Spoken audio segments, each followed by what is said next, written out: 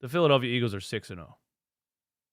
And the main thing we should take away from this game is, once again, you're facing adversity and you're pulling through the end. You're facing adversity. You're adjusting to the challenges that are being thrown at you over the course of a game. First quarter, third quarter, fourth quarter. Things are happening. Lane Johnson goes down. CJ Gardner-Johnson goes out with the hand. Dallas starts attacking this. They start attacking that. It's a battle. The opponent is constantly attacking your weaknesses. How do you respond? You're not going to go 17-0. Maybe they will. I don't know. You're not going to be perfect every game. There's going to be ups. There's going to be downs.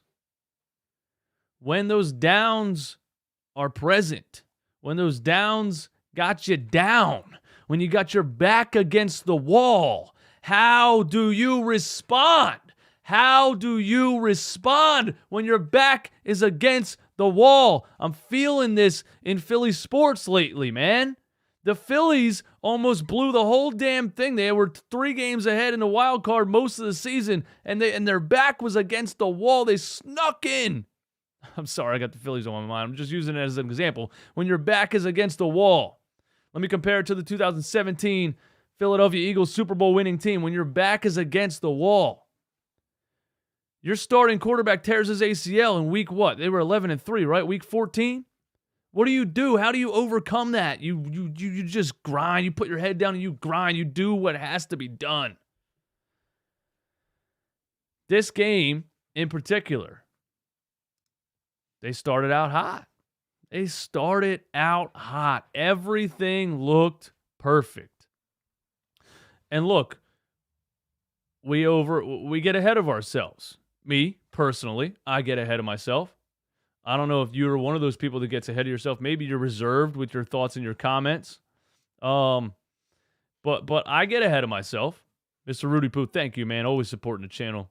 I get ahead of myself. I tweet at halftime, Cowboys stink. I tweet at halftime, Cooper Rush stinks. They need to bring back Ben DiNucci, the chef from the stadium.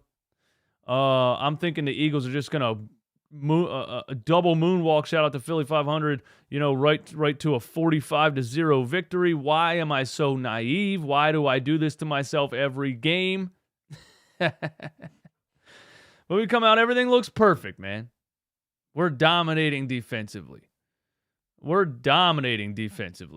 They can't even hardly get a playoff in the first half. And we're moving the ball on the offensive side. We're driving right down the field. We're up 14-0. We're up 17-0. We're up. Did we go 20-0 before they scored? Maybe it was 17-3, and then we went up 20-3. Either way, everything was looking great. And adversity hit us. And we faced it, and we overcame adversity. That's all it's about, The adversity in this game was that third quarter. We're dominating the first half, 20-3. The Cowboys adjust. We come out the second half, third quarter, goose egg. And we're on Twitter freaking out. We're like, how in the world are we this bad in the second half all the time? It was 20-0 before they kicked that field goal. All right, we were up 20-0.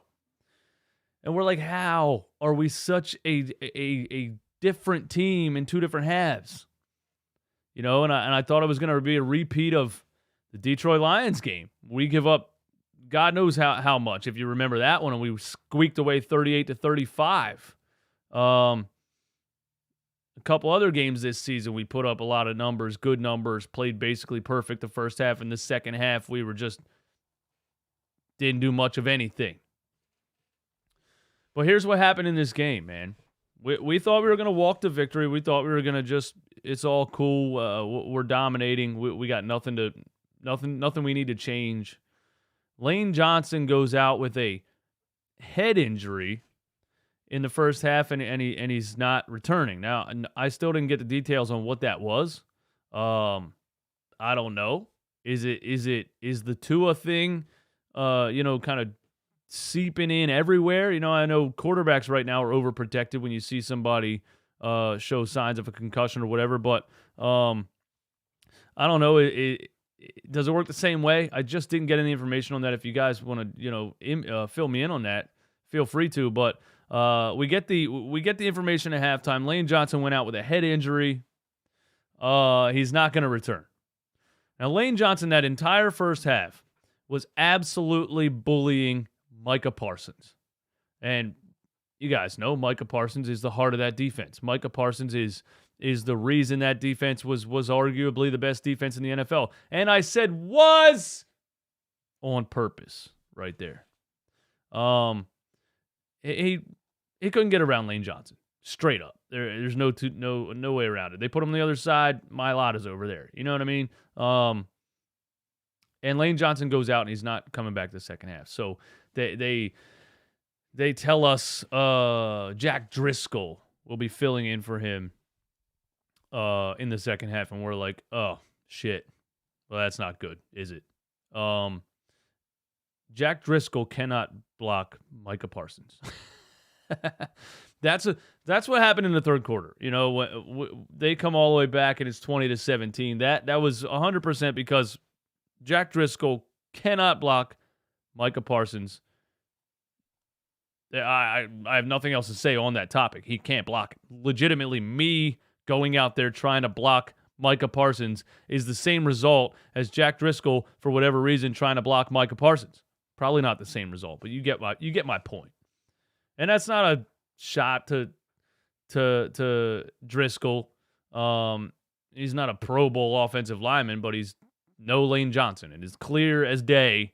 If there wasn't a big enough gap between Lane Johnson and whoever backs him up his entire career, you just saw it today. What happens? And Collinsworth did make a good point. We kind of take things for granted. You know what I mean? When you have really strong offensive linemen like that, you do take it for granted because they're not the flashy player. They're not They're not on the highlight reels. They're not these.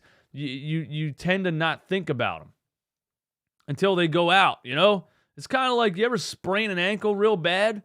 And every single thing you try to do hurts. You don't even realize how nice it is to have two functioning ankles. You know what I mean? You're limping through the grocery store or whatever, limping through school. That's how it is with an offensive lineman. You don't even realize how good you have it until he gets hurt. And then you're limping to class, or you're limping through the grocery store. That's what happened. We lost Lane Johnson, and we had to limp to class. We had to limp through the grocery store. And it's like, damn, I didn't even realize how nice it was to walk with no pain until I hurt this ankle.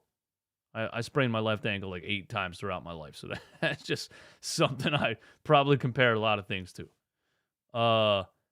Jack Driscoll can't block Micah Parsons, and that's what happened. But what I think the Philadelphia Eagles did that I'm impressed with is they counter-adjusted. That's what I'm sitting here at third quarter. I'm watching it happen. The whole game's turning around because we can't stop the edge rush anymore. I mean, Lane Johnson going out, that's it. The whole game turns around because we couldn't stop the edge rush. We're just dropping Hurts back in the pocket. He's running for his life, or he's getting hit, or he's running and throwing the ball out of bounds. And he's getting hit again. And Nick Sirianni went in there after the third quarter and he had counter-adjusted. I mean, I don't think it's rocket science or anything, but they were bringing the rush on the edges, on the outside, and we said, okay, let's come out this drive and attack up the middle. And we came out in the fourth quarter, attacked up the middle. I felt that drive in the fourth quarter that swung the momentum back in our favor. I feel like we didn't throw the ball at all. I feel like we were just run. They couldn't stop it. We get a Hurts QB sneak on 3rd and 1 in that drive. You know, you got Miles Sanders up the middle. You got Gainwell up the middle. You got Boston Scott going crazy. They couldn't stop us up the middle once they were winning on the edges. It was a perfect counter to what they were doing. We get a 3rd and 1, and a couple times in this game, you know, just QB sneak it. Just QB sneak it. Your quarterback squats the same amount of weight as J.J. Watt and Aaron Donald. You just QB sneak it. That's all you do. That's all you do. And you get the Hurts QB sneak. The Cowboys jump over the top, which is interesting strategy. You know, you guys remember that play. You get that quick huddle or no huddle QB sneak call. Cowboys jump over the top, and Hurts just fireman carries like 2 guys across the. I mean, that's not how you stop that. And honestly, I don't think you can stop that. And then we got down there on the 2-point conversion from the 1-yard line, and we don't do that for whatever reason. Every single time you have 1 yard to gain, you QB sneak Jalen Hurts. It's obvious. He can carry 2 full-grown NFL defensive linemen on his shoulders. That's what you do. You QB sneak it. You QB sneak it, man. And, you know, we ran the ball that entire drive, and then once they maybe started to adjust to that, or once we thought they were maybe going to adjust to that, guess what? Bang, A.J. Brown outside, one of those little QB rollout, A.J., little 3-yard out up the sideline. He makes a move. And then Devontae Smith into the end zone on a fake pick play. Very creative, because the pick play is not even legal. But that doesn't mean you can't fake a pick play. So, you know, Devontae does that little like slant kind of, acts like he's going to block, and just backs up into the end zone wide open. Touchdown. Trayvon Diggs throws his helmet, gets 15 yards. We accept the penalty on the 2-point conversion try. We get the ball on the 1. I don't know why Steichen he just tries to be too cute sometimes. We're 6-0. I love it. I love everything that's happening in this season so far. But I still think he's just a little bit too cute sometimes, man. Just sneak the damn thing. No, we run some kind of like, what the hell was it called? Like, I don't know what it's called, man. A motion sweep or some BS. And we get stuffed. But anyway, you know, the Cowboys get a couple more tries, and we hold them, man. Yeah, that led to the play of the game, actually. The play that iced the game. The play that iced the game. Lo and behold, and there's a stink bug in front of me. I kind of freaked out for a second. Hold on. The play of the game. You know, we get that touchdown. We go up 26-17. There's 5 minutes left. And Cooper Rush was moving the ball in the second half, man. He was hitting guys. Most of it was tight ends. For whatever reason, we couldn't stop these little tight end, you know, decoy block and sneak to the outside plays that they were running. I feel like they have 15 different tight ends, or all of them look the same. But yeah, the game-saving play was made by the same guy who made the game-saving play in the goddamn Super Bowl. You just can't stop Brandon Graham. If there's a chance for Brandon Graham to get to the quarterback to end the game, he's getting there.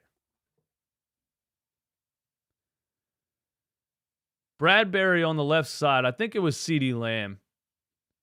CeeDee hits him with a little double move. Gets completely burned. And Brandon Graham gets to Cooper Rush and pops him right up under the chin, baby. Gives him a little chin music. Forces him to throw that thing short. It floats, and C.J. Gardner-Johnson makes a diving interception. What a so many things to say about one play. First of all, Gardner-Johnson goes out in the first half, after trying to strip the ball. Looks like he pulls something in his shoulder. I thought he tore his upper bicep or maybe dislocated a shoulder. That boy's a dog. He comes back in the game hand wrapped up. Collinsworth actually made a comment that turned out to be pretty accurate. It said, it sucks playing with those wraps on. You just got to hang one arm out there and try to make a one-handed interception. So Gardner-Johnson comes back in the game. Bradbury, who was having a great game, gets beat. It's a touchdown ball. It's an absolute touchdown ball. If Cooper Rush has time to launch that thing out there, I'm not saying he would have put it on the money, but he could have put it on the money. He put a lot of balls on the money. Shout out to Manscaped on in this game. But Brandon Graham hit him. It floated, and Gardner-Johnson with the wrapped hand makes a diving interception. It's just there's so many moving parts, and it's just beautiful to see everybody come together and win a game like that as a cohesive unit. Cooper Rush gets popped under the chin on that play. And I thought one of the things that I thought was fun to laugh about in this game was that he turned to the officials after that. He was mad that he got hit up under the chin, and he thought he should have got a roughing the passer call. I don't know who Cooper Rush thinks he is, man. I know you won 4 games in a row. Did they win 5 in a row? I know you won at least 4 games in a row. I know your ego got a little high playing for America's team. I'm the 4-0 quarterback for America's team. I got touched on the bottom of my face mask. Is that not a roughing the passer? No, it's not. Because guess what, Cooper Rush? You're not Tom Brady. All right? You're Cooper Rush. You're a backup's backup. You're a game manager, backup quarterback. Take it easy a little bit. You're not getting a game-defining roughing the passer call. And funny enough, the last drive where the Cowboys were basically out of it, what was it, like a minute and 30 left, he gets hit again, and this one was Hassan Reddick, and this wasn't even close. He smacked him right in the face mask, and they didn't call it. He just stiff-armed him right in the face. You're Cooper Rush. Sit your ass down, Cooper Rush. Nobody cares about you. I can smack you clear in the face. They're not giving you a flag because you're Cooper Rush.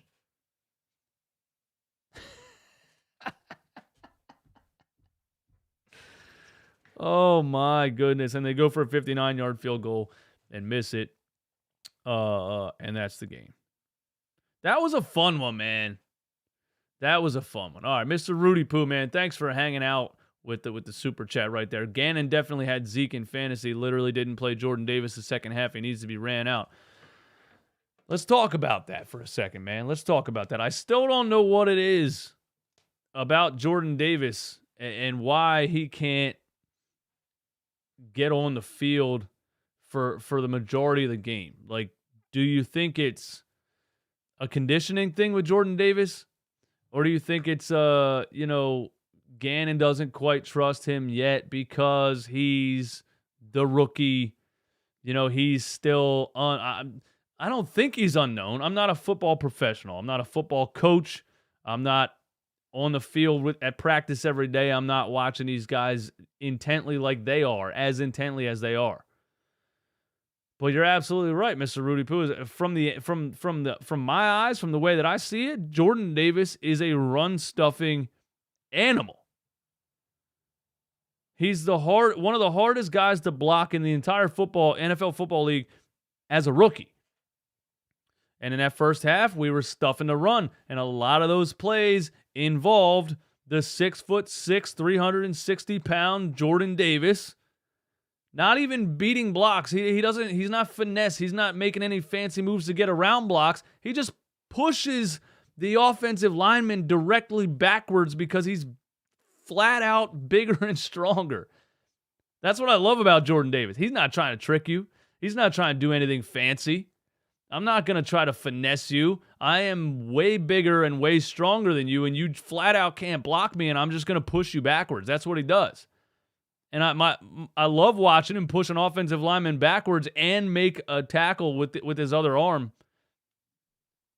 He's a giant. But you're right, that second half, they come out and they start running the ball heavy. Right up the middle. Pollard, Zeke, Pollard, Zeke. Which, by the way, I think Pollard's better than Zeke. I said that last season. I might have said it 2 seasons ago. But yeah, when the Cowboys started to move the ball what looked like easily, and a lot of it was just straight up running up the middle, I didn't see Jordan Davis out there. And I don't know what it is, man. But I hope we see more of him, man. I hope we see more of him. The Yell Nation podcast, they definitely boys. We're birds. Absolutely.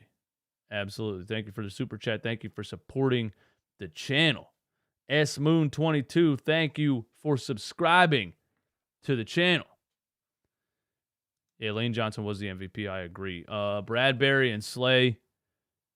We have 2 lockdown corners, guys. We have 2 lockdown corners. We were saying all last season that's the weak point of this team, right? We improved. This roster is so damn good right now. This roster is so complete. And I want to give credit to Jalen Hurts once again.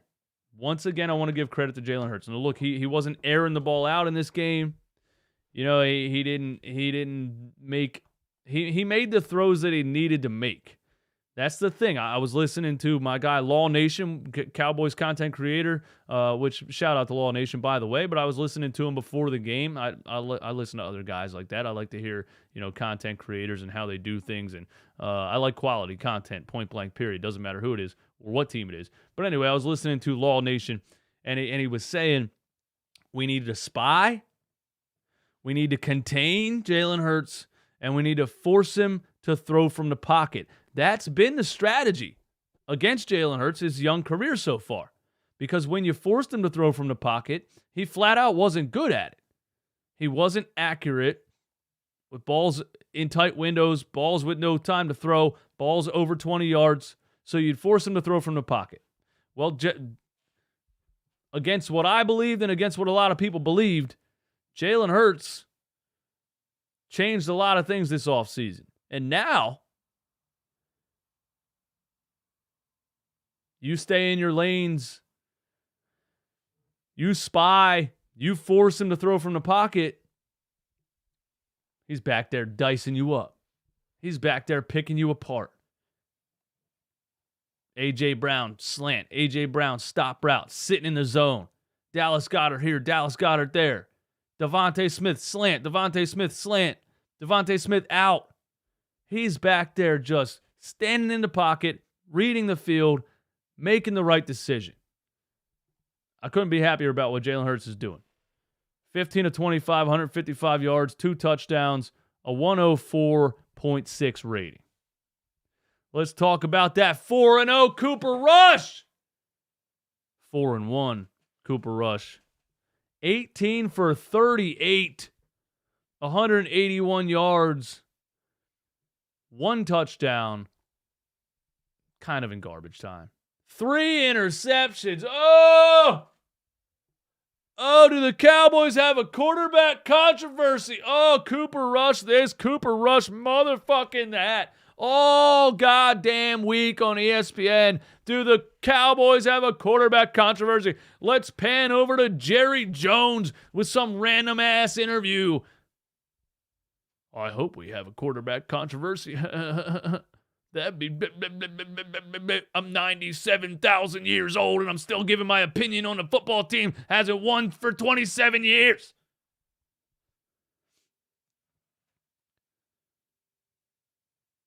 ESPN, all I hear, LA Dodgers. Did the Yankees win tonight? Somebody let me know in the chat. All I hear, Dodgers, Yankees, Cowboys, Lakers, Brooklyn Nets. Fraud.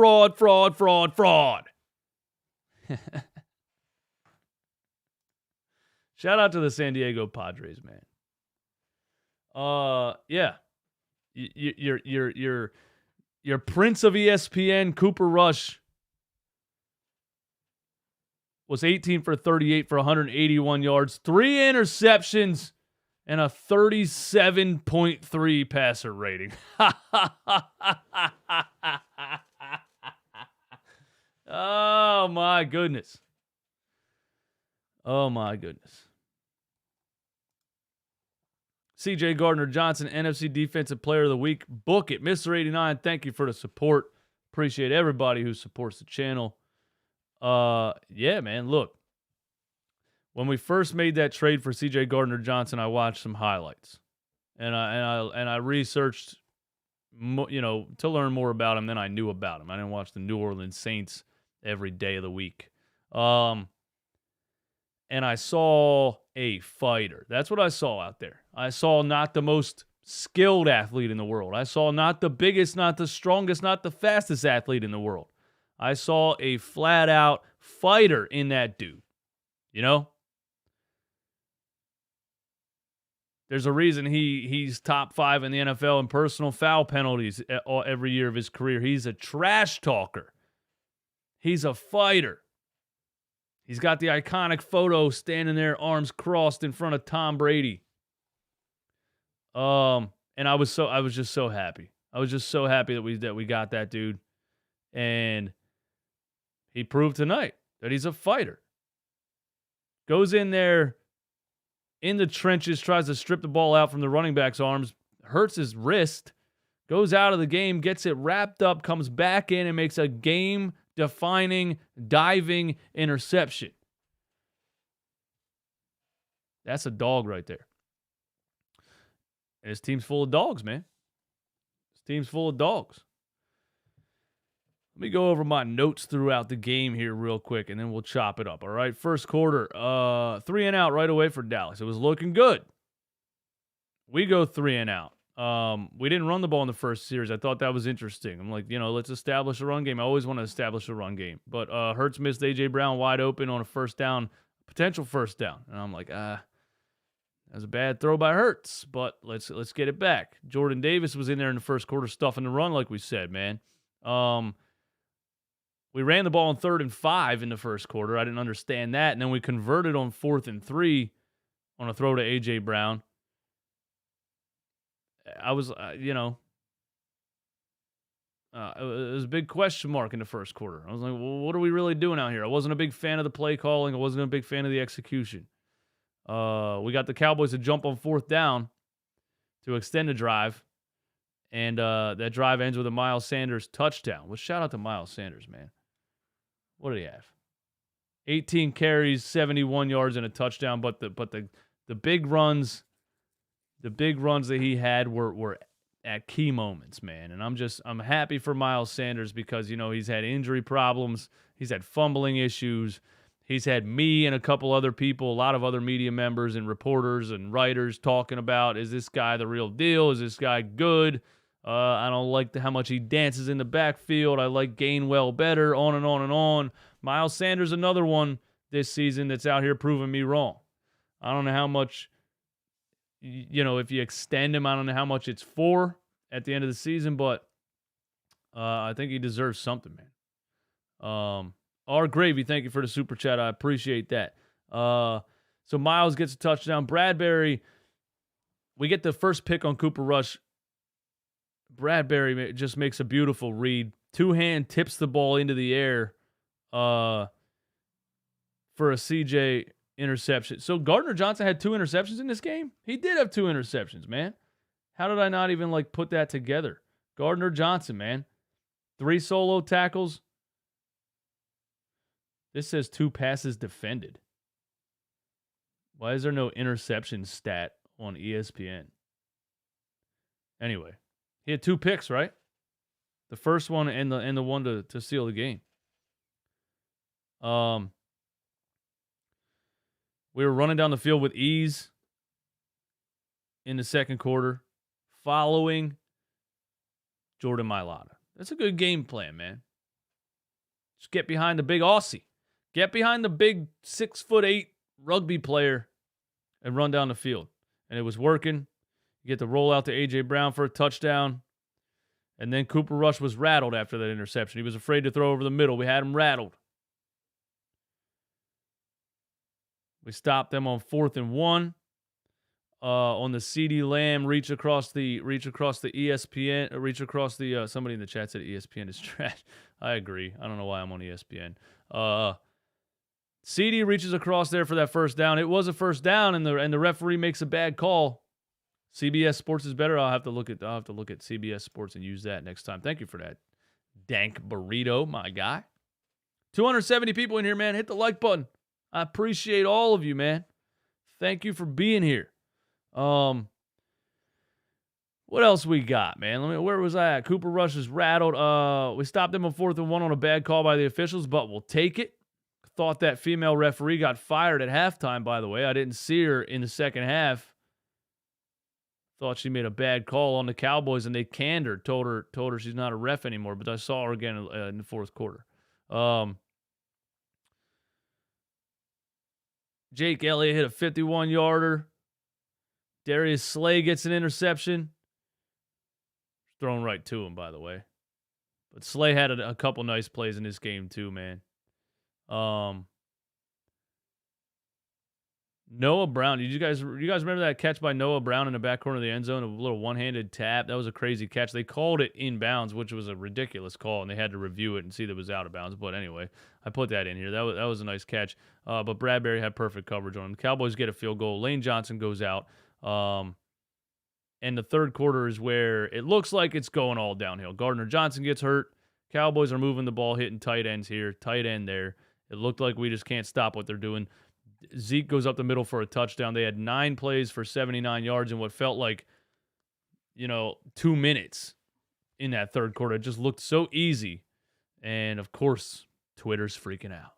Facebook's freaking out. But we survive. We survive. Driscoll could not block Micah Parsons. Hurts got sacked by the whole Dallas defense, and Driscoll got smoked again by Micah Parsons.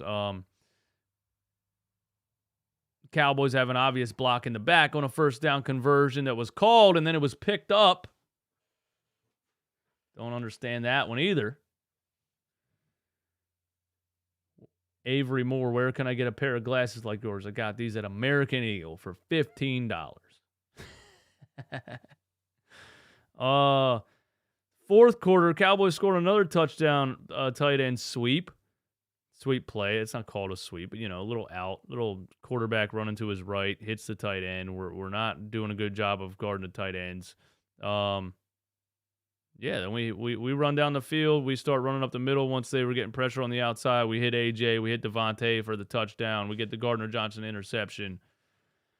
Jason Kelce snaps the ball into Hurts' left thigh and fumbles it. Jumps on his own fumble. I like that fight from Kelce. And then Hassan Reddick ends the game by punching Cooper Rush in the face.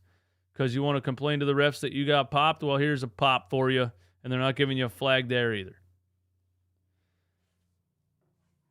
That's the game, man. Birds. 6-0. 6-0.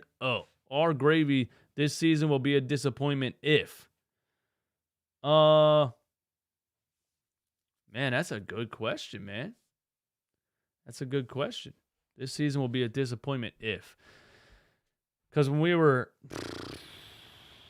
I know there was people talking Super Bowl roster before the season even started, and we were like, bro, calm down. We know they made good moves this offseason. Great moves this offseason. But calm down. Then we go 2-0, 3-0. And we start talking. Did Jalen Hurts really turn into a pocket passer? Is this defense really that upgraded? Is our secondary really that upgraded? Can we compete with anybody in the NFL? And then we go 4-0. And then we go 5-0. The only argument then is, you're not playing anybody good. You're not playing anybody good yet. You got a real test this Sunday night. The Cowboys have the best defense in the NFL. Jalen Hurts hasn't beat any good teams yet. There was Cowboys creators. And look, I'm an Eagles fan. I talk trash on the Cowboys, okay? I want to point out a specific tweet that I just remembered, and it annoyed me. Cowboys fans and content creators were posting on Twitter Jalen Hurts' passing touchdowns versus rushing touchdowns and saying he still can't throw the ball. Like, tell me you don't know anything about a team without telling me you don't know anything about a team. I don't watch the Cowboys intently every week, but I would never look at a box score and draw a conclusion about how somebody plays the game. Why? Because I'm Eye Test Eastwood. That's why. I don't say shit unless I saw it happen. They're saying, well, Hurts has 6 rushing touchdowns and only 2 passing touchdowns. Ha ha, he still can't throw the ball. Do you know what stat tells you if you can throw the ball or not? Passer rating. Do you know who has one of the highest passer ratings in the entire NFL this season? Jalen Hurts. The only reason he has 6 rushing touchdowns and 2 passing touchdowns leading up to this game is because we keep getting the ball inside the 5-yard line. And why would you throw the ball when you have a quarterback that can squat a Mini Cooper? You just QB sneak all day, every day. It's not rocket science. That's why he has 6 rushing touchdowns. How is that a negative stat according to Cowboys fans? That's what they were saying. Well, they found out today. You kept him in the pocket. You rushed on the edges. You spied. You forced him to throw. And when it mattered the most, he sat back there and picked you apart from the pocket. I didn't see that from Jalen Hurts last season or the season before that. I'm seeing it right now, and it's crazy. But anyway, sorry, R. Gravy, for rambling on. To answer your question, this season will be a disappointment if. I didn't expect them to be 6-0, so I don't think I can say, well, the Eagles need to win the Super Bowl this year or it's a disappointment. I think they can. I think they have the roster, and Hurts is playing well enough when teams force him to throw the ball that they can compete with anybody. But the fact that I think they can win a Super Bowl with this team or make the NFC Championship game with this team doesn't mean that they necessarily have to for it to be a success. I think after, the whole Carson Wentz saga that goes down, to everything that happened with Doug Peterson, after the Super Bowl, it looks like we're just trending downward. Nick Sirianni's rookie season was a success, but mostly on the ground game, and I just didn't see the passing game there whatsoever. So this season's already a success to me. It's already a success to me. If the Eagles, and they will face adversity eventually, things will happen. I guess they making the playoffs last season, and I knew they didn't have a shot against the Bucs with where we were offensively and where Jalen Hurts was as a pocket passer. But right now, they should definitely be in the second round of the playoffs. They should be. There's the answer to your question. Sorry it took me that long. This season will be a disappointment if the Eagles don't win a playoff game. That's where I'm at with it. But I think they can go farther than that. I really think they can go farther than that. I do.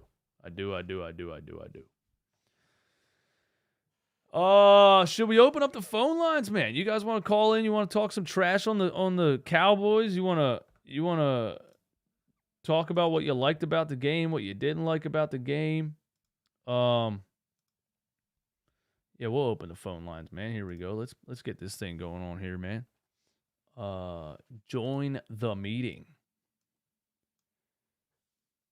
We'll open up the phone lines. There's the phone number right there on the bottom right. Ian Troutman, that promo was wild. Are you talking about what promo are you talking about? Talking about my Manscaped promo in the beginning of this stream? Hey, man. Got to get it done, bro. Got to get it done. There's the phone number on the bottom right if you want to call in. If not, you don't have to call in if you don't want to talk. You could just throw comments and questions and things out in the chat, and we'll hang out for a minute. Randall Ford. Only reason this was close because Micah was unleashed in the third when Lane Johnson went out. We're good. Exactly. I mean, I didn't get the information on the not Micah Parsons, the Lane Johnson injury. Hopefully it's not serious. It just said head injury. Hopefully it's not serious. Hopefully he's back next week, because you saw what happens when Lane Johnson isn't there, man.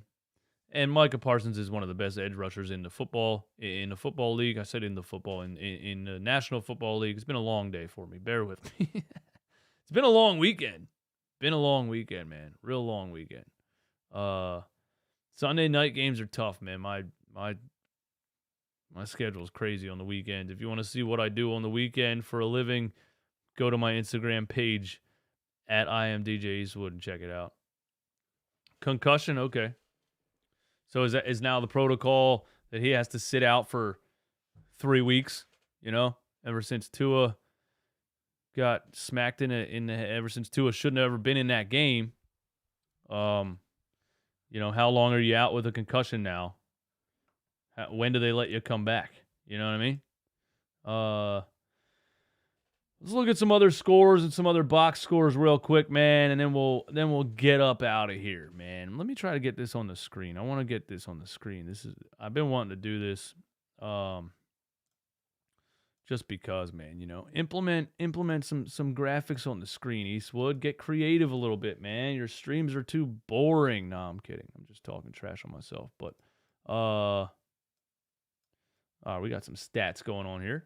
Got some stats on the screen. Let's check out Washington beat the Chicago Bears 12-7. That was on Thursday night. I didn't watch that because why the hell would I watch that?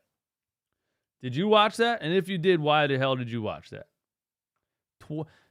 Everybody knew that game was going to suck, and they won 12-7. Yikes.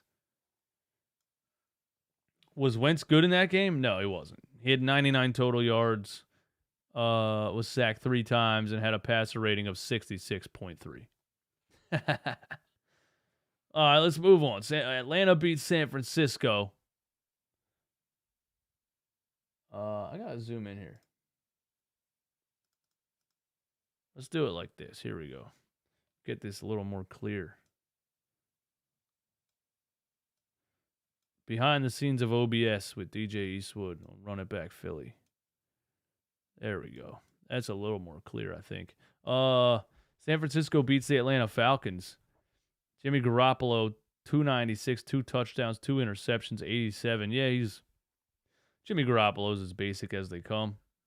He's not going to wow you, but he can manage a game. He got him to the Super Bowl.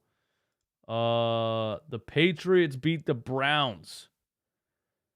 So who the hell's quarterback for the Patriots? Bailey Zapp? Bro, who's Bailey Zapp? Who the hell's Bailey Zapp? What happened to Mac Jones? Does anybody know in the chat? Let me know what happened to Mac Jones. Is he hurt? Adrian Dawnstar, did our secondary get at least 1 interception every game this season? I wouldn't be surprised if that was true. I would not be surprised if that was true, man. I wouldn't be surprised if that was true, man. Our secondary has been amazing. Our secondary has been amazing so far, man. They have been really good. The Jets beat the Packers. I was watching a little bit of that game earlier. Are the Jets good? Are the Jets good? We got a caller on the line. It is Joseph Lopez. Joseph, what's going on? Joseph Lopez. What's up, man? Yeah, what's going on, bro? I watch you a lot, big fan. Thanks, man. What I gotta say about the game is I put it in my comment section. I'm gonna reiterate it. I like how we handled Micah Parsons this game. And I don't know if you spoke about that because I came on to you live a little bit later. So that was good. Hold on, man. I got sound on your. I got a video playing. My bad. The announcer said that was a Hold on. perfect way to put it. Hold on. And that's There how you we go. There you handled go. him. Give me that one more time, man. A video played in the background. I'm sorry about that. Give me that one more time. Your take on Oh, okay. So the way we handled Micah Parsons, I think, was phenomenal. The fact that and rather than get physical with him, we just read him. Like the announcer said it the best up in the boxes. You know, they were saying that, and I was thinking about it, and I was like, hey, that's true. You know, the way we handled Micah Parsons, I love that. You know, the fact that we made him scramble, he couldn't defend against everybody that we was receiving to. So yeah, no, there was one play. You know? I remember one play off the top where we ran like an RPO and Hurts just looked right at him. Yeah, we didn't even block him. They're just like, yeah, exactly. Make him make a decision. Yeah, make him make a decision and go the other way, and it worked. It worked. It worked he was frustrated, for a while. Then the second half, I don't know what happened to the Eagles, but we got back on it. You know, sometimes we derail from the game plan, but we snap back on it, and I'm glad we was able to do that and become 6-0. Because like you said, everybody was talking all that hate. Oh, we ain't go up against a real team yet. Cowboys are going to be a real challenge now. Cowboys are going to be the test for you guys. And look, we overcame that test. I guess we got a straight A, huh? Yeah, I think so, man. I think so. I think we got a straight A. I give it an A-. Give it an A-, man. It was good, though. But yeah. An A-. Yep. Lane Johnson went out, man. Jack Driscoll could not block Micah Parsons at all. He was just getting, you know. They're gonna have to find a way to keep Lane Johnson healthy because he's the only one who could block Micah Parsons one-on-one. Yeah. I'm interested to see the play where he got hurt. I don't really know how he got hit or how he got a concussion or whatever, but you know, we'll see, man. Yeah, right. Me and you think the same way. 'Cause I did not see no concussion hit on his head, but apparently he did. Apparently he got hurt. I guess when they went for the QB sneak and one of those QB sneak plays, I don't know. I don't recall, but. Like I said, he's the only one who could block Micah Parsons. And like the guy said in the box, and like you've been saying, you know, DJ, you know, he's the only one that could block him. Yep. Like Driscoll got tackled. Driscoll got tackled so many times and was able to get to Hurts. I was like, oh my God, this can't be happening. Yeah, it's a night and day difference between Jack Driscoll and Lane Johnson, man. You know. Like I said, we take it for granted. We take offensive linemen for granted, really, until one goes out and you see the backup just getting manhandled. So, right. Hey, man, thanks for calling, man. I appreciate it. Yep, you got it, brother. Thanks for having me. Yeah, anytime, man. Anytime. Later. Yeah, that was, you know, when you face the Cowboys, air quotes, top 5 defense or best defense in the NFL, hey, how are we going to, you know, not only what are we going to do offensively or not only defensively, what are we going to do to attack their offense and to make them make mistakes? What are we going to do to beat this defense that is so highly touted? And yeah, we in a sense attacked Micah Parsons. We had a strategy for Micah Parsons and it worked until Lane Johnson went out. And then they attacked us in the third quarter literally because he went out, and then we had to counter. And we countered, man. We countered by running the ball straight up the middle of the field. We said, okay, you're gonna rush the edges all night. You know, you're gonna attack us on the edges. We're gonna run the ball up the middle. And the fourth quarter, we just started pounding the ball up the middle. And then, you know, that opened up the pass, and then we hit AJ, and then we hit Devontae in the end zone, and yeah, man, couldn't be happier. 6-0. I didn't see it coming. Caller on the line. What's going on, man? Hey, how's it going? Good, man. Good, man. What's your name?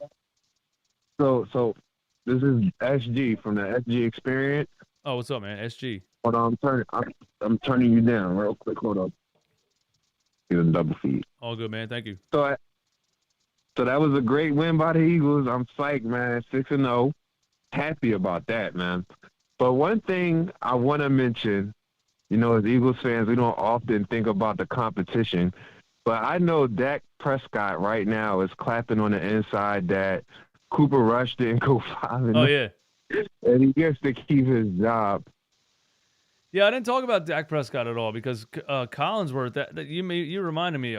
Collinsworth at the end of that game really pissed me off because instead of just saying the Eagles had a hard fought win and overcame whatever and did this did that, he just had to say the Eagles deserve this win, and I was like, what's this motherfucker about to say, dude? Hold on, yeah, I heard that. But this is a team that averaged 31 points a game when they have their starting quarterback, and I'm like, seriously? Yeah. We would have smashed Dak. We needed Dak. This guy was throwing bombs and stuff like that. A couple of good catches here and there that Dak would have never. I don't think he's capable of throwing. But that's just. I just wanted to throw that out there, man. Like this loss actually saves Dak's season, and also one of the things he said, is that he wanted his hand to be an A+. Like he sat out of the game because his hand was only an A, but it wasn't an A+. Yeah, you know what that is. Do you remember man? that statement? That's soft. That's soft, man. That's soft as hell. Brett Favre played like 300 and some games without missing. I mean, this guy had like a broken thumb. He had like a sprained wrist. This guy would never sit out a game. You couldn't. That was before concussion protocol, of course. He probably would have been out half of those games as much as that dude got hit. But I'm just saying, like, if it's your hand and it's an A, but you're not going to play because you want it to be an A+, yeah, that's soft. And I don't even want to sit up there and compare him to Brett Favre, but I'm just going to say that's soft. I don't even want to compare him to Brett Favre. I want to compare Dak to who he acts like he is, and then him to say that his hand was the A, but it needed to be an A+ in order to go up against your division rival, the Eagles, and you're 4-1 going up against a 5-1. You're going to sit it out. So he literally I feel like he put his career on the line, and then he's like a little happy on the inside. He probably is, for sure. If Cooper Rush goes 5-0, then there's a big question, a big talk, and and it was supposed to be we were facing the toughest defense on our schedule. Maybe they were facing the toughest defense on their schedule. Maybe Cooper Rush was just back there throwing the ball against defenses that didn't have what we have, and then he starts getting pressure left and right from Brandon Graham, Hassan Reddick, and on and on and on. It's a different game. So, yeah, I think we did save Dak's job. You're probably right about it. Right. So I'm going to end on this. I feel like I want to actually open it up to the next caller. But that question where this season would be a disappointment if we don't make the playoffs. I know you saying that you're like, we'll definitely make the playoffs, and I appreciate, we know we're more likely to make the playoffs. But if something happens, some weird type of injury happens, and then we end up tanking the season, that would be the biggest disappointment in my opinion. I just wanted to answer that. Yeah, and anything could happen. We could go on a little bit of a slump, a losing streak or something, and you still got to win the division. So, and the Cowboys aren't that far behind us. So, yeah, it's a long season. Anything could happen. It would definitely be a disappointment if we don't make the playoffs. That's for sure. I agree with that. All right. Well, man, it's nice chatting with you, man. Thanks for calling. Thanks for being an Eagles fan, yo. Because if you were like a Cowboys fan, I would hate you. No, I'm kidding. No, my family originated in Philly, man. It's been in my family's blood forever. I was born 2 hours outside of Philly, but it's just never been a question. It's just never been a question. Right. Yeah. I understand. All right, bro. Great, man. Thank you. Yeah, ain't no. Nah, man. Listen, I got a friend who comes into my bar, and we talk Sixers. He's a Sixers fan. And he's gonna say to me a couple days ago, "Oh yeah, I'm a Cowboys fan." Man, I said, "What?" He said, "Yeah, I'm a Cowboys fan." I said, "You're a Cowboys and a Sixers fan?" He said, "Yeah, I grew up, my dad was a Roger Staubach or something or other fan or some bullshit." And then I said, "I'm sorry, brother. You're not a Sixers fan anymore. You are not allowed to be I know it's the new age. I know you're not allowed to say things like this. Why do you care so much? It's just a sport. People can root for whoever they want to, man. Nah. If you're a Cowboys fan, you're not a Philly fan. What are you talking about? How it's a city versus city thing. People don't understand the city is tied to the team. That's the whole point of a team being named after that city. That's how sports started. Your town has a team that represents their town, and you face other towns that have a team that represents. You can't be a Cowboys fan and come over here and root for the Sixers, man. No. You want to be a Cowboys fan, and you go root for the Mavs, Luka Doncic, and the bunch of scrubs that he tries to carry to the NBA Finals every year. Yeah, no, I can't. Bro, I hate the Dallas Cowboys so much. You're not allowed to be a Cowboys fan and a Sixers fan. It's ridiculous. It's ridiculous. Thanks for subscribing, Dath a Monk. Appreciate you. I wish I would have went to this game, man, because you got to see a Meek Mill performance too. You know? But hey, man, listen, thanks for hanging out with me on a Sunday night. It is 12:50 a.m. I got to take the kid to school at 8 o'clock in the morning. But it's a grind, baby. We ain't stopping anytime soon. The Eagles are 6-0. You think I was missing this? You think I was going to sleep at halftime? No, I wasn't. Thank you guys for hanging out with me. Thank you for everybody that supports the channel. Thanks to the callers. And we'll be back soon, man. Let's keep this thing going, man. Who knows where this team could go, man? Who knows? Run it back, nation. Hit the like button on your way out. Use manscaped.com. Promo code NOINTRO 20 for 20% off and free shipping. If you want your woman to grab your balls like we were grabbing Cooper Rush's shitty passes.